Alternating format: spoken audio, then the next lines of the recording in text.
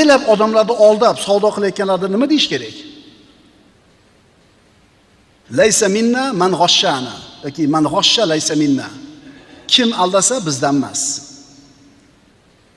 Al-g'ish, aldashlik so'zining istilohiy ma'nolari.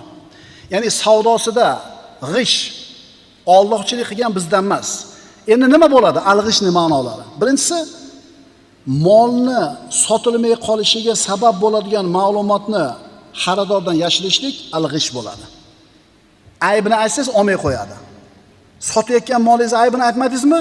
Demak siz al-g'ish amalini qildingiz. So'ramadi-da o'zidan omila deydi. Yo'q, so'rash kerak emas, sen aytishing kerak o'zi.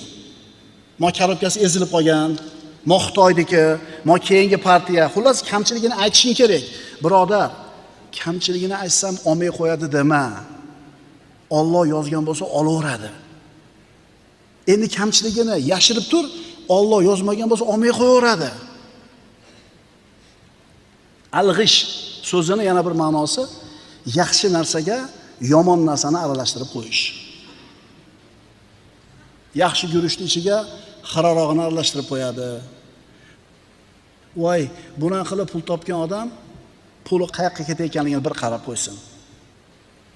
Al-g'ish yana bir ma'nosi bir narsani yaxshi tarafini ko'rsatish va yomon tomonini berkitish. Boyga prilavkaga terib qo'yishda. Oho, domla, agar bunaqa shablon bilan o'lchaydigan bo'lsak, bizni juda ko'p ishlarimiz nochor ekanda. O'shuning uchun baraka bo'lmayapti, birodarlar, topganimizda. Topganlar bo'lsa, topgan sari yana to'ymayapti. Osoyishtalik yo'qda hayotida. Yo oilasida tinchlik yo'q, farzandlarning hayotida tinchlik yo'q, yoki bo'lmasam sog'ligida bir davomiylik yo'q. Alloh musulmon bandani yaxshi ko'radi. Shunga o'xshagan gunoh amallar qilsa, oxiratga qolmasin deb shu dunyoni o'zlari jazosini berib qo'yadi. Hadisda keldi, agar bandalarim deyapti Alloh taolo, bandalarim men xohlagandek bo'lsa, yomg'irni tunda yog'dirib, kunduzi quyoshni chiqarib qo'yar edim.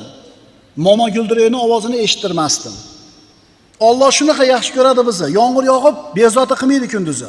Yomg'ir kechqurun yog'adi uxlayotganingizda. Ertalab tursangiz, havo toza, hamma yoq salqin, kun charaqlab chiqib turar edi. Momo guldirayning ovozini eshittirib ham qalbiga qo'rquv kirgizmasdin, deyapti. Shuning uchun bizga nima yomonlik kelayotgan bo'lsa, bizga yoqmaydigan makruhotlar, bu bari o'zimizning nimamizdan, fe'l-atvorimizdan. Al-g'ish